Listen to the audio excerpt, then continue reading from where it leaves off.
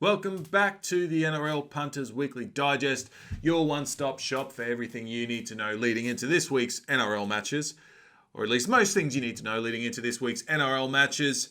My name's Ben, and today we're going to be taking a look at round 23 of this season's Telstra NRL Premiership.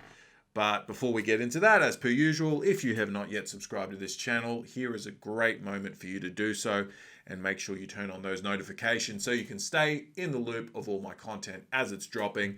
And also, if you like this video, give me a like. I really appreciate the support. Let's get into it, starting with my tips from last week. I nearly had a perfect round. I haven't quite got there this year, but I nearly got there last week. I got 7 out of 8. I got the Storm, I got the Panthers, I got the Roosters, I got the Rabbitohs, got the Cowboys. Did not get the Cowboys. Let me backtrack here. Did not get the Cowboys. Tigers beat them. I was wrong. What are you going to do? I did have the Seagulls, though, as well as the Warriors and Knights. 7 out of 8 is not a bad tipping week by any stretch of the imagination. A lot of stuff has happened this week in Rugby League. A lot of players have re-signed on long-term deals. For my beloved Canberra Raiders, Harley Smith-Shields has re-signed for 2 years. I'm very happy with that. Trey Mooney, who is an upcoming back rower, has re-signed for, I think, another 4 years, if I'm not mistaken. I could have that wrong. And huge news out of the St. George Illawarra Dragon camp. Newcastle Knights camp. Connor Watson has signed with the Sydney Roosters for 2 years on less money, which some people in the know are saying shows that, where there's smoke, there's fire at Newcastle. If they weren't able to retain him on an offer, I think they were offering $350 a season or something like that. And then the Roosters were offering $50,000 less, something along those lines. And they were offering a longer term deal at Newcastle. He's taken less money to go to the Roosters. Big news for the Roosters. Obviously, they've got the ultimate utility there. Trent Robinson reckons he can turn him into an Origin player. I believe him, because I think Trent Robinson is one of the best coaches in the world, because he is.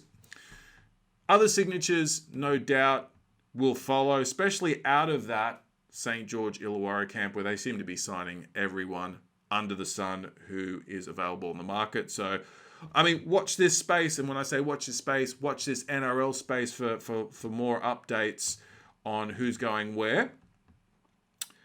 Let's get into this week's matches, starting with the first game on the Thursday night, where the Titans take on the Storm in what I think could be a very, very interesting clash.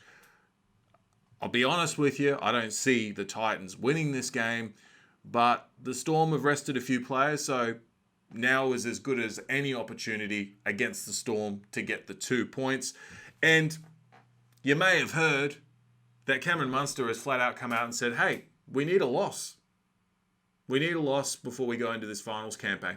That being said, I don't see the Storm deliberately losing a game, but goes to show they might be throwing a little bit of caution to the wind with resting some players. Perfect opportunity for the Titans to do some damage this week. Let's have a look at the Titans' performance last week against the Rabbitohs, which was woeful. They scored 6 points to the Rabbitohs' 36. They were completely outmuscled and out-bustled by the Bunnies.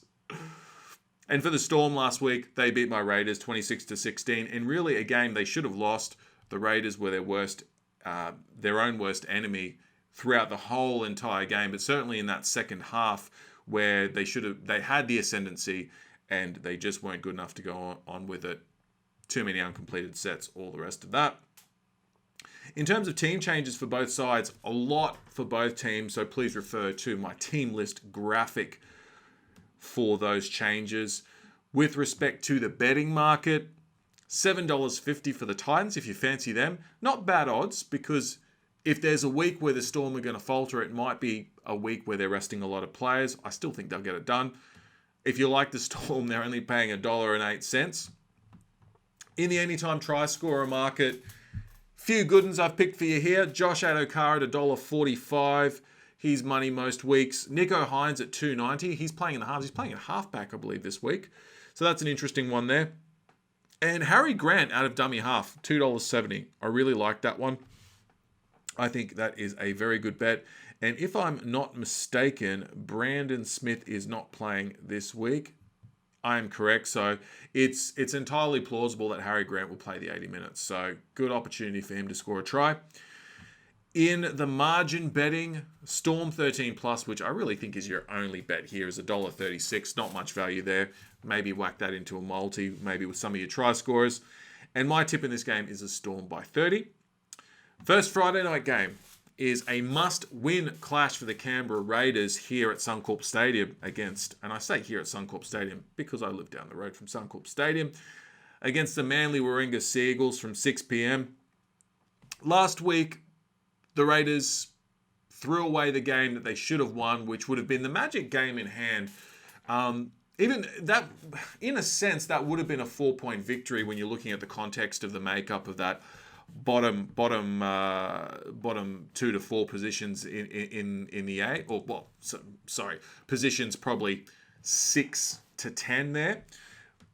Unfortunately, the Raiders just weren't good enough to get the job done. I feel like I saw enough in that game to tell me that the Raiders, based on that performance, if they can clean up some of those errors, there were a lot of handling errors in that second half that shouldn't have happened. They conceded soft tries in the first half. You reverse that, you reverse the result. I think they might be able to get it done against the Seagulls, although Tommy Turbo is playing. I was kind of hoping he wouldn't be playing, and the Raiders are without Tom Starling. Seagulls last week absolutely annihilated the Eels, just blew them off the park. It was ugly. It was really, really ugly. It was ugly from an Eels context, but from a Manly context, it was beautiful to watch. They well and truly flexed their premiership muscles with that victory. And the only thing that really soured the occasion was the Tom Trbojevic injury, which obviously isn't bothering him too much if he's playing this week. I wouldn't also be surprised if it was all a smokescreen. He was named in the side, and then at the last minute, guess what? He's not playing. Much to my relief if that does happen. In terms of team changes for both sides, there are a bunch of changes for the Raiders.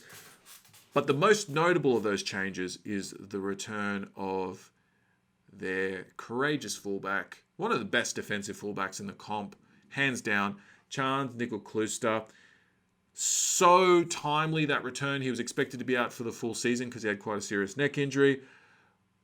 Back in time for a finals run, and I think that's only going to help bolster our defensive structures. Not to say that Jordan Rapana hasn't done an outstanding job, and he's actually starting this week with Nickel-Klooster coming off the bench, but, and it's all with all respect that I say that about Rapana, I think he's been fantastic. He's been our best player for the past couple of months, hands down, but it's really good to have Charney back.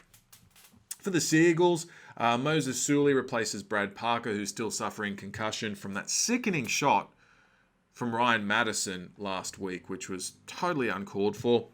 Tuafoa Sipley returns to the bench, and he pushes Kurt DeLuey out of the 17.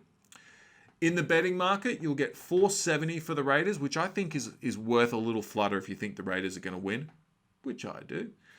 And you'll get $1.18 for the Seagulls. Expect those odds to blow out a little bit if Turbo pulls out of the side in the days leading up to that game, in the next couple of days, really, because it's a Friday night game.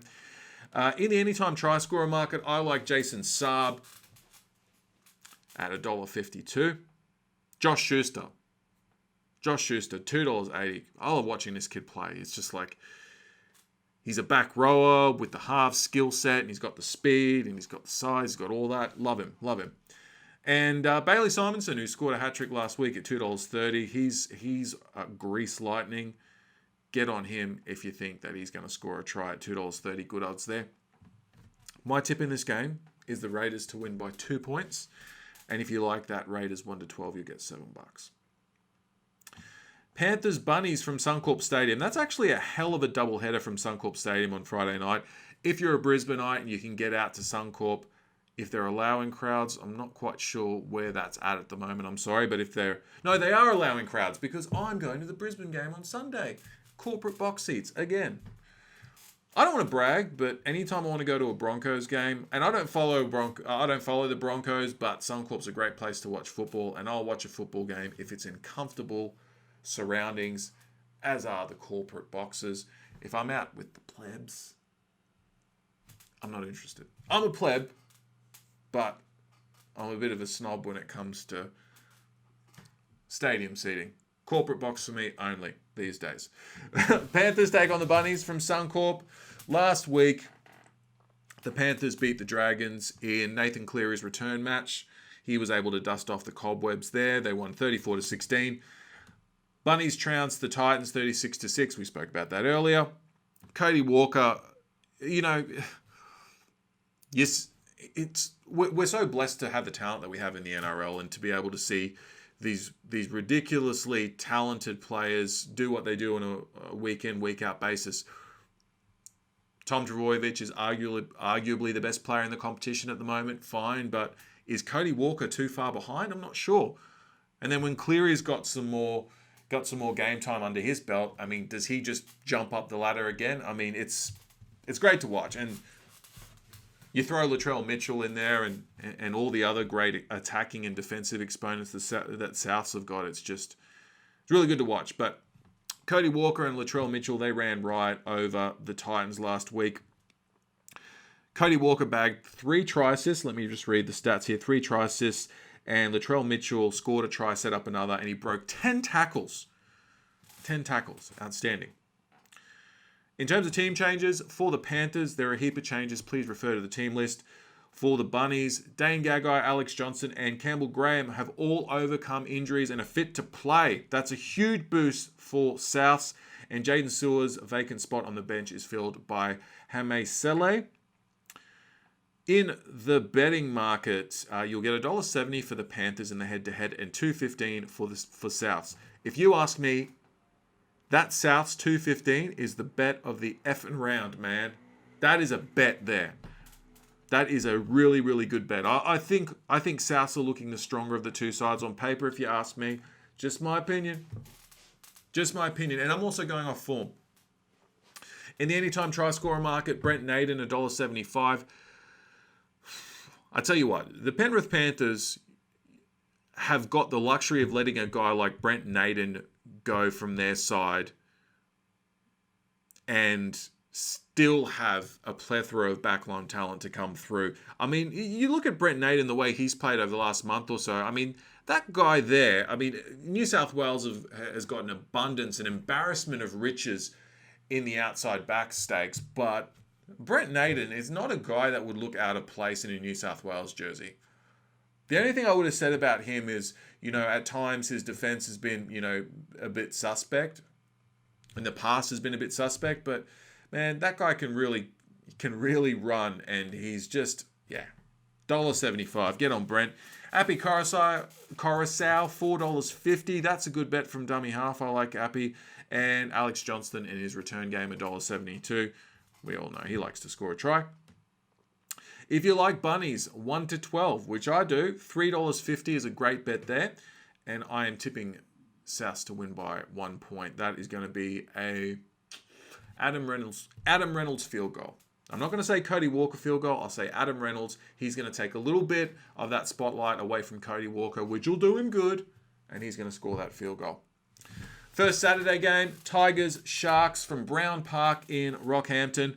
Last week, the Tigers, is that 2 games on the trot for them? 3? 2 or 3 games on the trot. They won 24-16 against the Cowboys. That was the only game that I dropped in my tips last week. And that win gives them a glimmer of hope of making the 8, along with all the rest of those teams that are in that 18 competition point logjam, I should say. Sharks just lost to the Knights in a game they really needed to win. Both those sides needed to win. They lost 14-16. It just it makes this particular contest all the more salivating because both these teams absolutely need a win. Whoever loses this game is absolutely not playing finals football. That's all I'm going to say.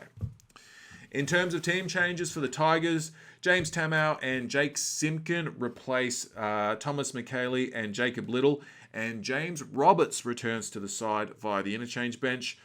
For the Sharks, a million changes for them. Please refer to the team list. And on the Sharks, Good to hear that Andrew Fafita is recovering after successful throat larynx surgery there. That got a little bit scary there for a little while. I think that was kind of, that whole situation was blown a little bit out of proportion.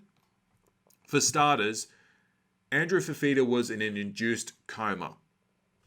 It's not like he went into a coma, but, you know, the media beats this up and everyone gets concerned and people are thinking, he's going to die, he's going to die. He's not going to die. They're just doing what needed to be done. Anyway, good to hear that he's going better. Hopefully he doesn't come out of that experience with a case of Lockie throat. The old Darren Lockie, hey, you going? Any of that? You don't want that. It's no good. Full respect to Darren Lockyer, a bloody legend of the game. Love you. Love what you've done for what you did for Queensland and Australia. Don't really care about the Broncos side of things because I'm not a fan, but all the rest of it, love you, mate. In the betting stakes, you'll get $2.40 for the Tigers, which I think is a pretty good bet. I think that's worth consideration there, and $1.55 for the Sharks. In the anytime try scorer market, Adam Dewey, the Tigers' best player, if you ask me, $3 you'll get for him. Will Kennedy, $2.05, probably the Sharks' best player. And Ronaldo Mulatalo, $1.65. I'm tipping the Sharks to win this one by 2. I think they're going to get over here and they're going to break the Tigers' winning streak. And if you like that 1 to 12 betting margin for the Sharks, $2.90 you'll get for that.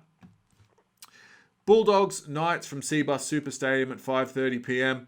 Dogs lost another game this week. What else do you want me to say? They lost to the Warriors 10-24. Let's not spend too much time talking about that now.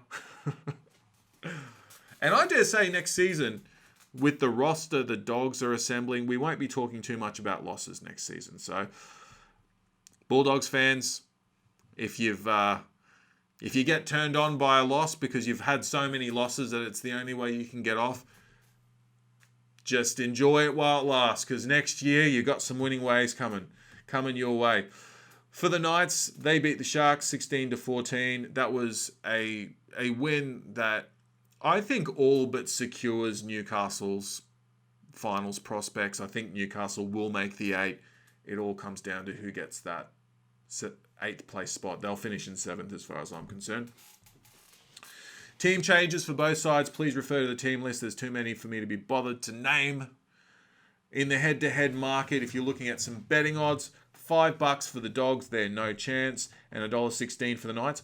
Although that being said, the Knights like to lose those totally winnable games. So, I mean, they've got a history of it, so I wouldn't be surprised if that was a possibility. So if you think the Dogs can do it, you think they can break their losing streak, $5 are the kind of odds you want to jump on.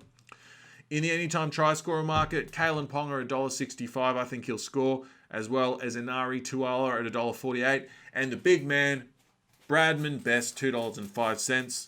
I like him also.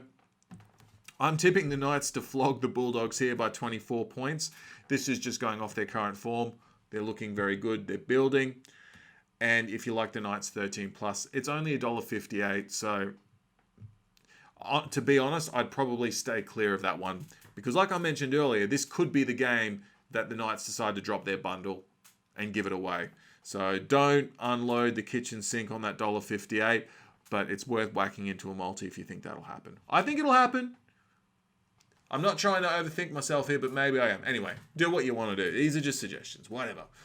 Last game of Super Saturday sees the Eels take on the Cowboys. And look, a game that the Eels absolutely need to win. They really need to get back to some winning ways. And I think this is the perfect game for them to kind of recalibrate and go, okay, we know what we need to do here. We know what it takes to win a game. Let's do it against the Cowboys. Let's do it against, quote unquote easy beats, at least in the context of this season. And let's absolutely put them to the sword to give ourselves some confidence going into next week. I won't talk too much about the Eels' performance last week, but I will make mention of how pathetic it was.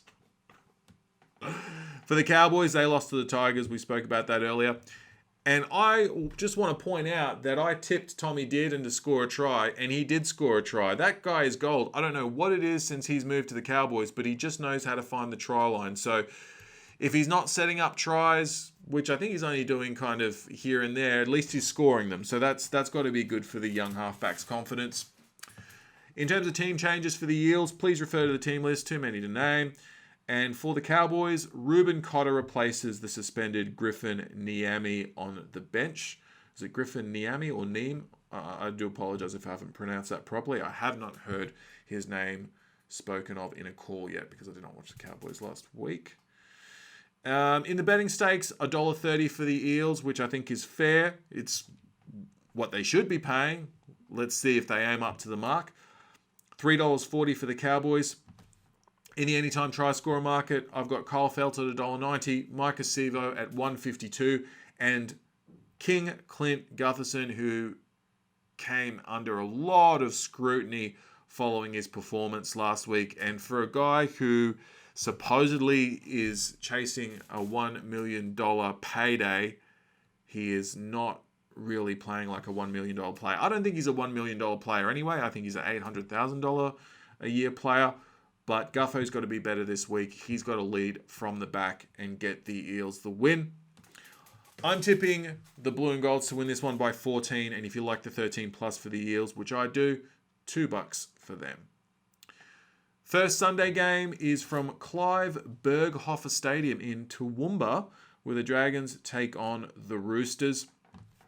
Last week, the Dragons were beaten by the Panthers 16-34. They all but forfeited their chances of playing finals football in that loss. And when you think about how they started the season, it's really disappointing for the Dragons because they looked, honestly, in that first quarter of the season, they were looking like a side that could finish in the top four. So, you know, the wheels well and truly fell off the wagon there, which is unfortunate. But in a shining light from that performance, young Talatau Amoni, who had a 25-minute cameo, I believe, played in juniors in the halves. He certainly came on and played a bit of, I think it was 5/8 in this game here. In 25 minutes, he managed a try assist, a line break, 2 line break assists, and 4 tackle breaks. It was really interesting to watch. It was really exciting to watch. He had a bit of that Benji Marshall circa, 2004, 2005 feel about him. It was really exciting to watch. So the Dragons, in addition to some really good, I think, astute recruiting this season and going into next season, I mean, that guy for mine is an automatic upgrade from Corey Norman straight away. So future looking bright for that kid. Roosters beat the Broncos by 1 point. I think it was a game the Broncos should have won, but in the end, the Roosters got it done. As the good sides do, they find a way to win. And this season, I've heaped so much praise on the Roosters. It bothers me. You've got a lot of people out there. I feel like the Roosters have got more haters than they do fans. And I know that their fans are very loyal fans. We're a side that's been around for so long. I can't heap enough praise on this side. I don't even follow this side, but I can't heap enough praise on them. They are the utmost, up there with the Melbourne Storm and the Penrith Panthers, although I'm going to say more than the Penrith Panthers because they've been doing it longer and more consistently than the Penrith Panthers. They and the Melbourne Storm are the truest, most professional sides in the competition. If you're a Roosters fan, you don't often have a lot of reason to be disappointed. Even in a season like this where they've had so many players that they've lost to injury and to retirement, they still managed to find a way to win. Anyway, I'll stop there with my doting over the Sydney Roosters, but good on them. In terms of the team list changes for the Dragons, heaps of changes, refer to the team list, blah, blah, blah, you know that. For the Roosters, Jared Waerea-Hargreaves returns from his injury. He goes straight into the 17, which means that Isaac Liu reverts to lock and Ben Thomas takes Nofahu White's spot on the interchange bench. In the betting, $3.90 you will get for the Dragons, $1.24 for the Roosters. In the anytime try scorer market, $1.85 for James Tedesco, $1.52 for the Giraffe Daniel Tupou, and Dale Copley, who I once played social basketball against at Boondall in Brisbane. I'm going to say this was about 10 years ago. He just started with the Broncos. And as handy as he is as an outside back, above average, first grade player, he sucks at basketball. And our team flogged his team. That said, I think he was just filling in for a mate. But, he sucks at basketball. I don't know what relevance that has here. He's way better at me at football. So, anyway. I think the Roosters are going to win this one by 18 points. And if you like that 13 plus, $1.95, I think is a pretty safe bet in this one. Last game of the round, which I will be attending. I don't know how much of this game I'm going to pay attention to be honest. I'm just going to be eating a bunch of great food and just drinking my lion's share before maybe convincing myself that I'll take a long walk home, but who knows? Who knows what'll happen? Last week, we just mentioned it before, the Broncos lost to the Roosters. I'm seeing a lot of things out of that Broncos side that I'm really liking. They're young talent. I think give it a couple of years. They've got some outstanding talent there. Selwyn Colbo, Jordan Reiki, Thomas Flegler, who I think could potentially play for Queensland and Australia for a decade. Oh, that guy is one of the best young front rowers in the competition at the moment. He's great to watch. They've got the Herbie Farnworth. They've got all these guys coming through. I think they're going to be a really, really dangerous proposition in the near future. And the fact that they get Adam Reynolds next year and they're going to have some genuine direction from a genuine halfback who gives quality service, then I think that says that they've got some really good times ahead. Broncos fans get excited. Warriors beat the Bulldogs 24-10. It still keeps them in touch with the finals. Do I think they'll make the finals? No, I don't. For both teams, refer to the team list for their team changes. And in terms of betting, $2 for the Broncos in the head-to-head, $1.80 for the Warriors. So pretty much even there. Anytime try scorer market, big Corey Oates, $1.75 I think is good. The MILF, Anthony Milford, who's actually starting this week at $3.20. You know what? I'm backing him. I'm throwing some confidence at him. Score a try, Tony. And Reece Walsh, $1.85 for the Warriors, I think is always a threat. I'm tipping the Broncos to win this one by a field goal. And if you like the 1-12, $3.40 for them. That's it. That's all I've got for you in this video. Thank you for watching. Let me know who you're backing this week, and I will see you in the next video.